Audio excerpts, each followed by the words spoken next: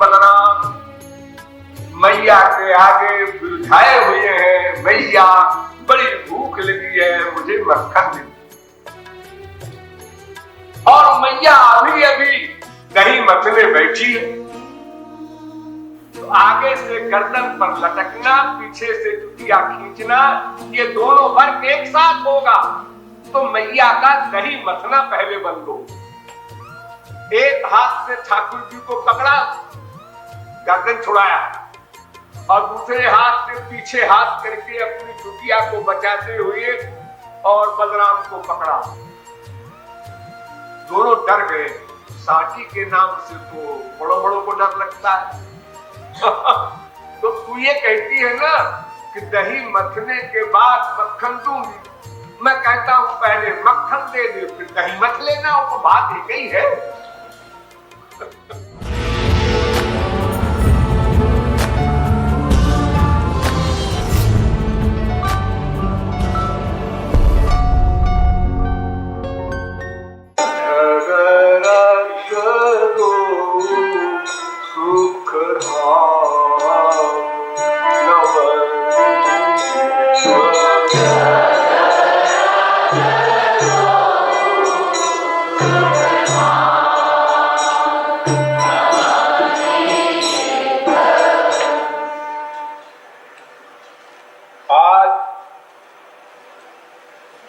सुखधाम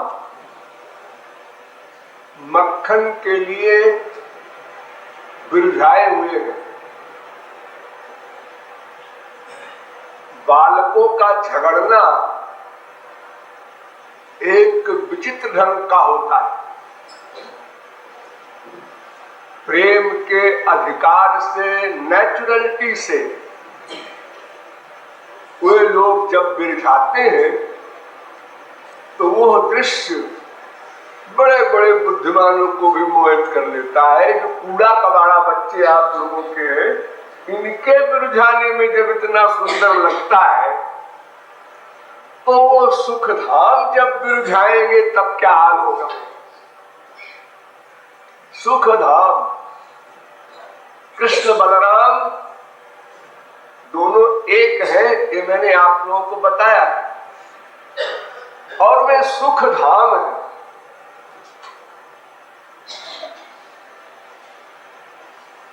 वैसे तो उनको सुख स्वरूप भी कहा गया है।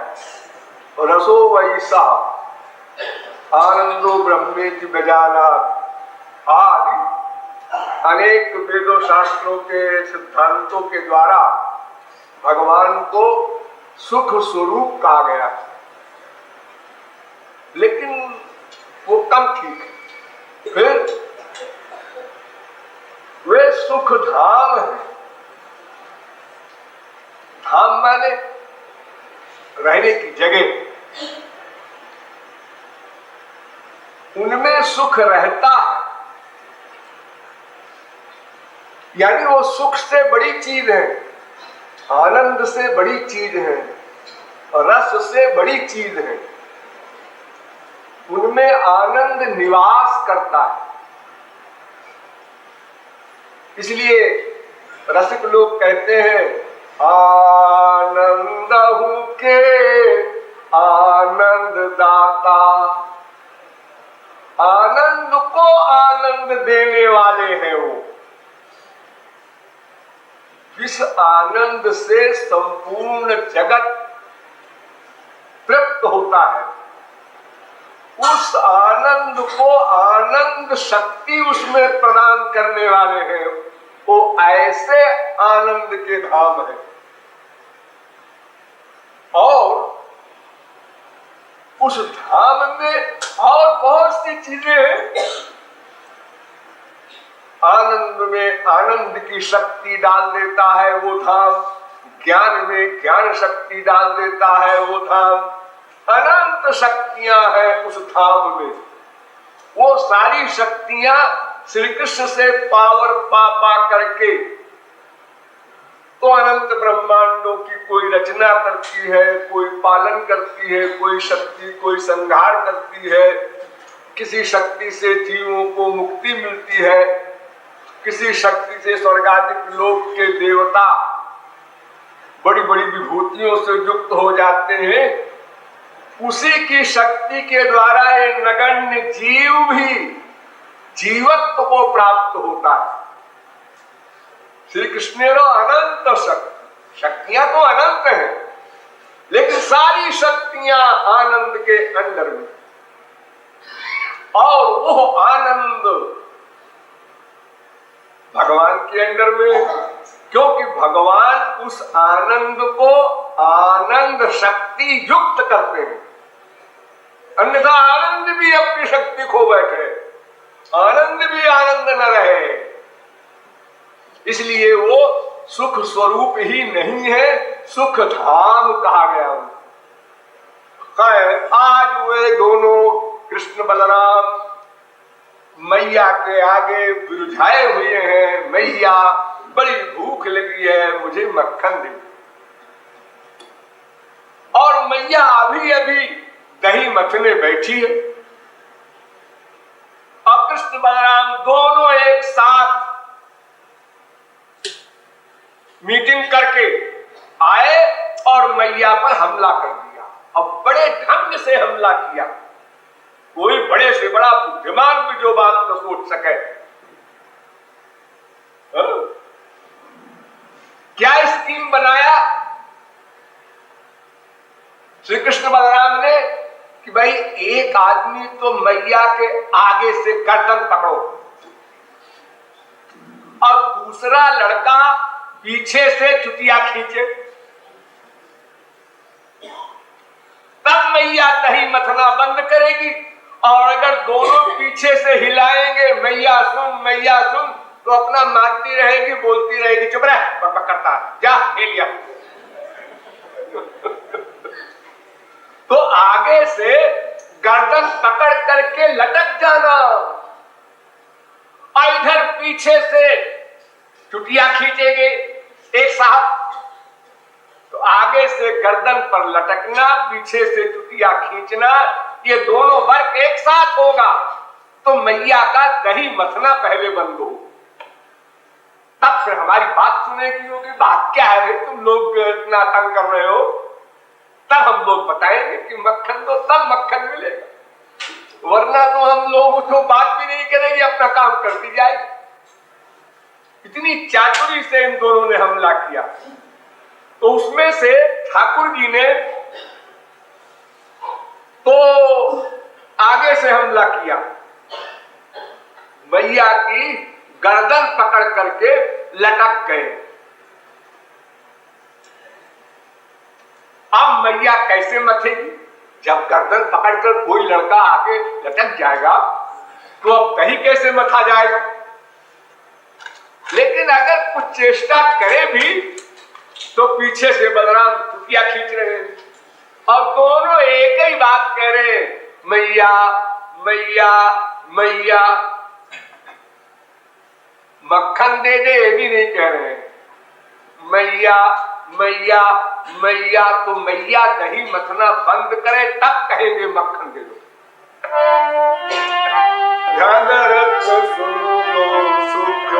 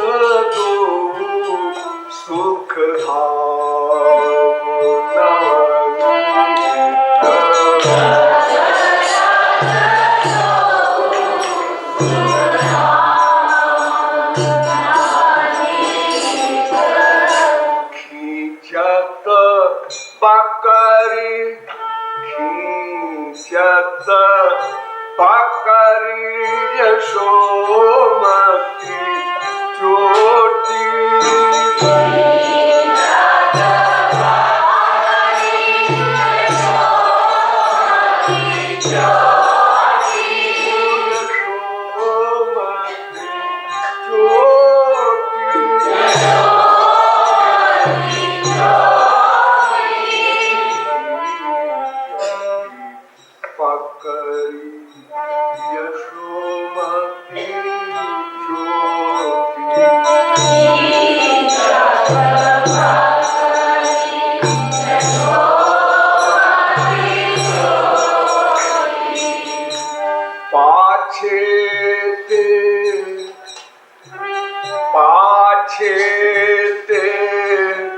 बलराम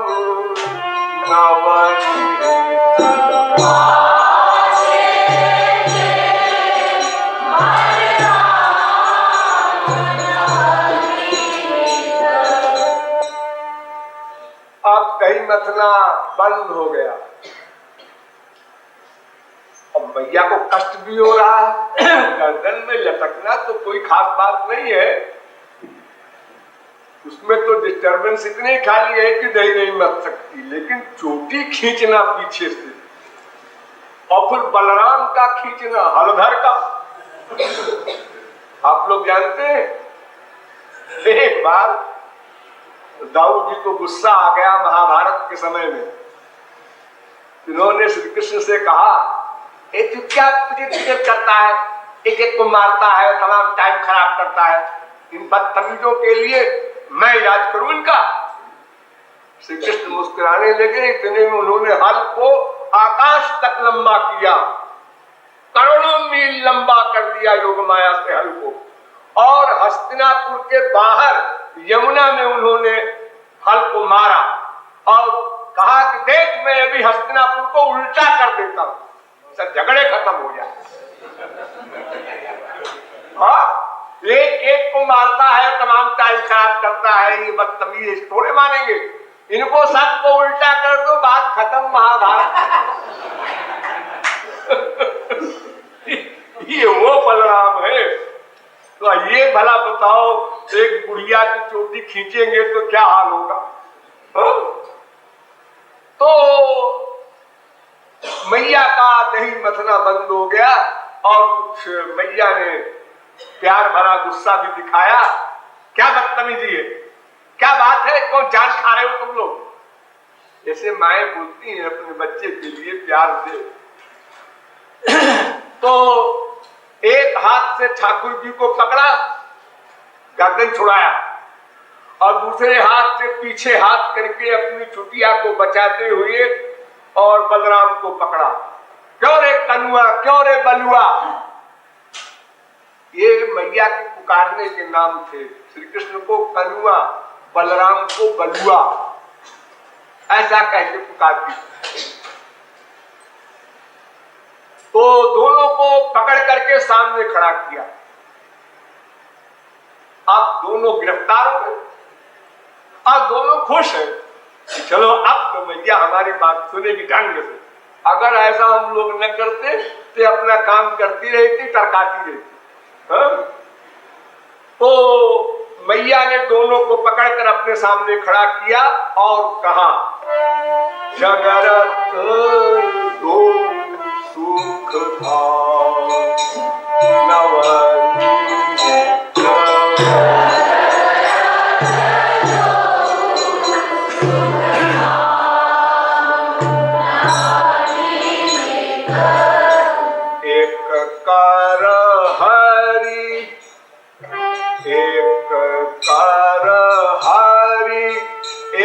कार हलधर कहा।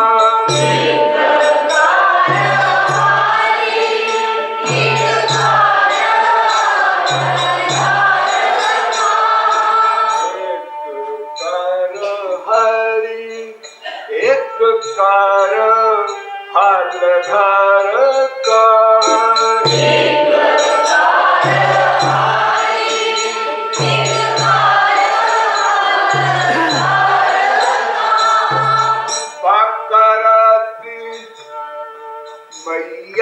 पकड़ती लय लय नाम नवानी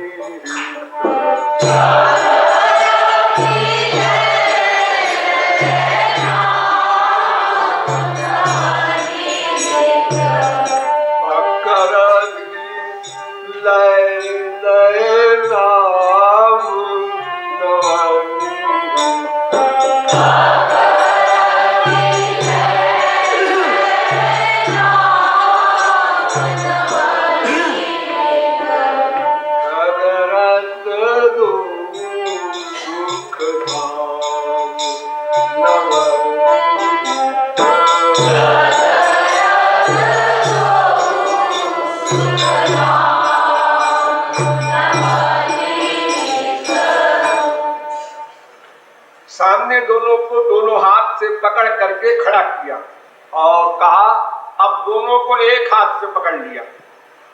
एक हाथ ठाकुर जी का, एक दाऊ जी का, दोनों का हाथ अपने एक हाथ से पकड़ लिया मैया और उंगली से, तर्जनी उंगली से मैया ने कहा तुम दोनों की साटी खाने की मन में है क्या?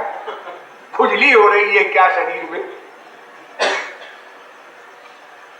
तुम लोग जैसी हरकत कर रहे हो इसका परिणाम यही हो। क्या बात बताओ लोग। दोनों डर गए। साटी के नाम से तो बड़ों बड़ों को डर लगता है। यही तो एक हथियार है मैया के पास जिससे डरते हैं कनुआ बलुआ, वरना तो पता नहीं क्या करे, ऐसे ही आसमान सर पे उठाए रहते हैं। जगरत दो सुख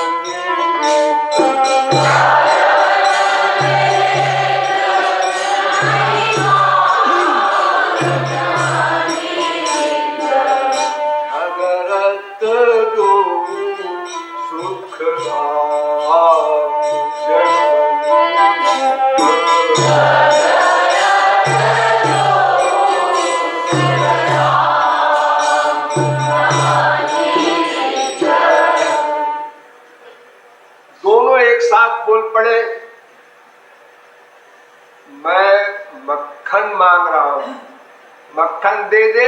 बाप मैया कहती है देखो अभी मैं दही मथ रही हूं, जब दही मथ लूंगी मक्खन निकलेगा तब उसके बाद तुम लोग आना, जाओ तब तक खेलाओ। अभी मक्खन कहाँ है जो मैं दे दूं? अभी तो मैंने दही रखा है, मथना प्रारंभ किया है, आधा घंटे मथने के बाद तो मक्खन निकलेगा। ऐसे कैसे निकल आएगा? जाओ दोनों खेलो, वरना याद रखो मैं साटी वो रखी है, मैं उठाती हूं।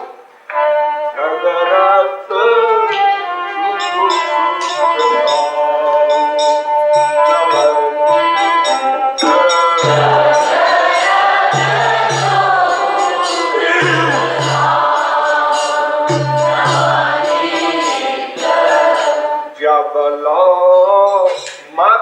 मथाती जब लो मथाती दही तब लो दूध जब लो मथाती दही तब लो मथाती दही तब लो दूध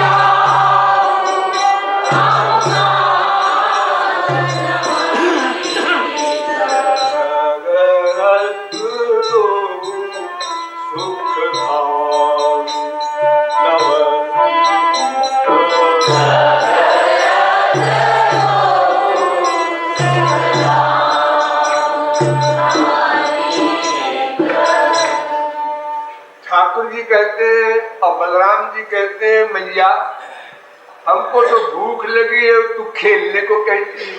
खेलना तो तब होता है जब पेट भरा रहे। भूखा बच्चा खेलने में कैसे मन लगाएगा? तो तू ये कहती है ना कि दही मथने के बाद मक्खन दूंगी। मैं कहता हूं पहले मक्खन दे दे फिर दही मथ लेना, वो तो बात एक ही है। ऐसे भोलू भट्ट ठाकुर जी वो कहते हैं बात एक ही है। अरे तू कहती है कि दही मथने के बाद मक्खन दूंगी, तो पहले ही दे दे और दही बाद में मथ ले, तो अपना भी काम हो जाए और तू भी निश्चिंत होकर शाम तक मथा कर। फिर मैं नहीं आऊंगा मांगने। तो तमाम सखियां भी बैठी थी वहां, वो सब हंसने लगी कि देखो बच्चा कितना भोला है। सभी बच्चे पहले भोले ही होते हैं, भगवान उसी का अभिनय कर रहे हैं। उनको इतना सेंस नहीं होता कि दही मथने पर ही मक्खन निकलेगा, उसके पहले कहां से मक्खन दे दिया जाए। और फिर ऐसी उल्टी सीधी बात तो केवल योग माया के द्वारा हो सकती है। माया के क्षेत्र में तो ऐसी उल्टी बात होती नहीं। भगवान के यहाँ तो सब होता है। उनके यहाँ तो जिस आकाश का स्पर्श नहीं हो सकता, उस आकाश से स्पर्शवान वायु पैदा हो जाता है। जिस वायु में टेम्परेचर नहीं है, उस वायु से अग्नि पैदा होता है।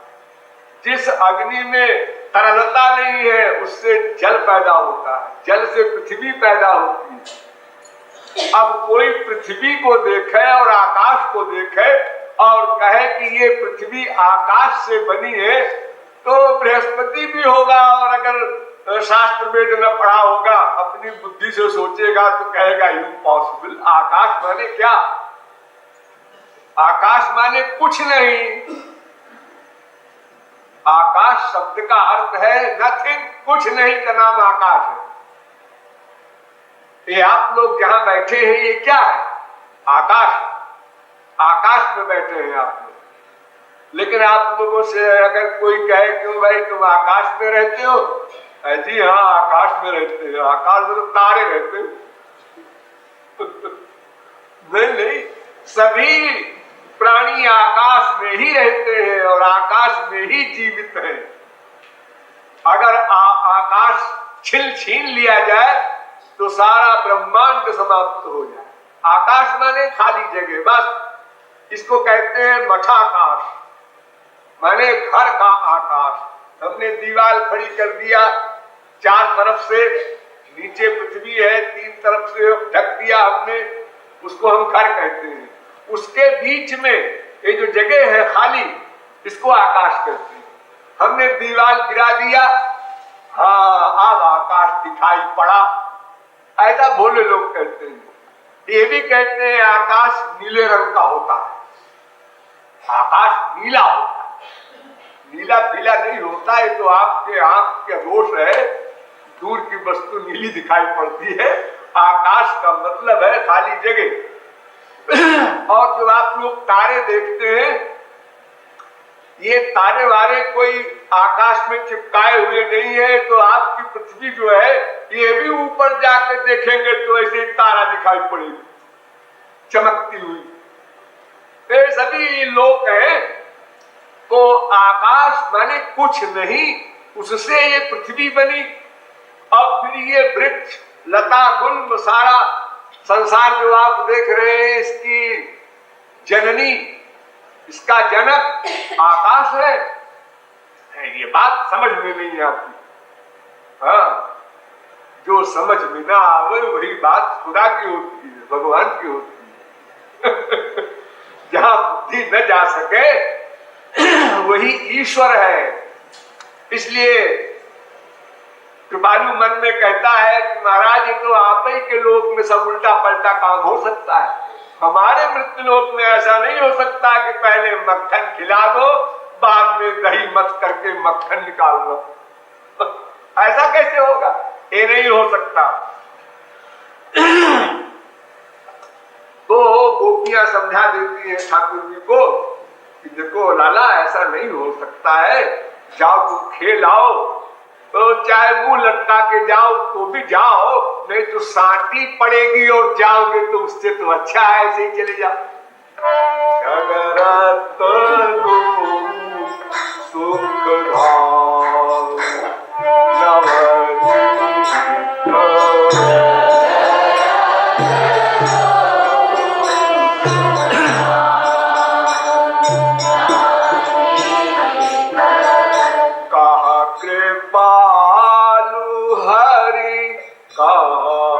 कृपालु हरि बिनु ही मथे दे।